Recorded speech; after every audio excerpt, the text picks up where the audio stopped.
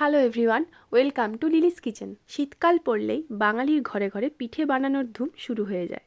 আর পিঠের কথা হলেই সবার আগে পাটিসাপটার নামটাই উঠে আসে। আজকে আমরা গুড় আর নারকেলের পুর দিয়ে পাটিসাপটার রেসিপি আপনাদের সাথে শেয়ার করব। তাহলে আর দেরি কেন, চলুন শুরু করা যাক। পাটিসাপটা বানানোর জন্য প্রথমে আমরা হাফ কাপ সুজি একটি বাটিতে ভালোভাবে চেলে নিচ্ছি।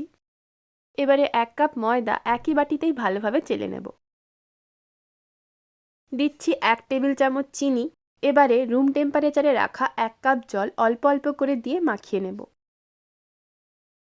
এখানে আমরা মাখানোর জন্য আরও 1/3 কাপ মতো জল দিয়েছি। এবার ভালোভাবে মাখিয়ে নিয়ে ঢাকা দিয়ে 4 ঘন্টার জন্য রেস্টে রেখে দেব। অপরদিকে পুর বানানোর জন্য একটা বড় সাইজের নারকেল কুড়িয়ে নিয়েছি আর নিয়েছি 150 গ্রাম পাটালি গুড়। এবার কড়াইতে 1 চা চামচ সাদা তেল গরম করে নিয়ে দিচ্ছি হাফ চা চামচ এলাচ গুঁড়ো। এবার কোরানো নারকেলটা দিয়ে নারকেলটা অল্প একটু ভেজে নেব। নারকেলটা 1 মিনিট মতো ভেজে নিচ্ছি। একটা ভাজা ভাজা গন্ধ বেরিয়ে এলে এবার একটি প্লেটে তুলে রাখবো। এবার ওই কড়াইতেই দিয়ে দিচ্ছি 1/4 কাপ জল। জলটা ফুটে উঠলে পাটালি গুড়টা দিয়ে দেব। নাড়িয়ে চাড়িয়ে গুড়টা ভালোভাবে পাতলা করে নিয়ে ভেজে রাখা নারকেলটা দিয়ে দিচ্ছি। এবার ভালোভাবে নাড়িয়ে চাড়িয়ে পুরটা তৈরি করে নিচ্ছি। পুর তৈরি হয়ে গেছে, গ্যাস বন্ধ করে দিলাম। একটি তাওয়াতে অল্প একটু সাদা তেল খুব ভালোভাবে মাখিয়ে নিচ্ছি।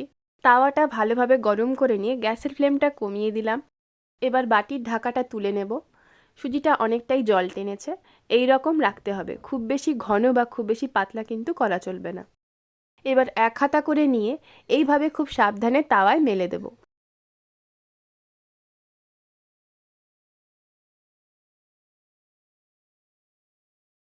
ওপর দিকের কালারটা অল্প চেঞ্জ হয়ে এলে গুড় আর নারকেলের পুরটা দিয়ে দেব। পুরটা মাঝখানে দিয়ে 2 সাইড থেকে এইভাবে খুব সাবধানে চাপা দিয়ে দেব। একটু সাদা তেল লাগিয়ে নেব।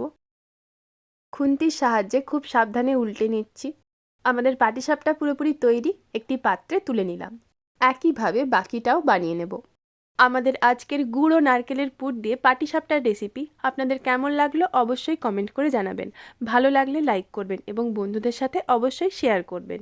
এই ধরনের আরও রেসিপি পেতে আমাদের চ্যানেলটি সাবস্ক্রাইব করবেন।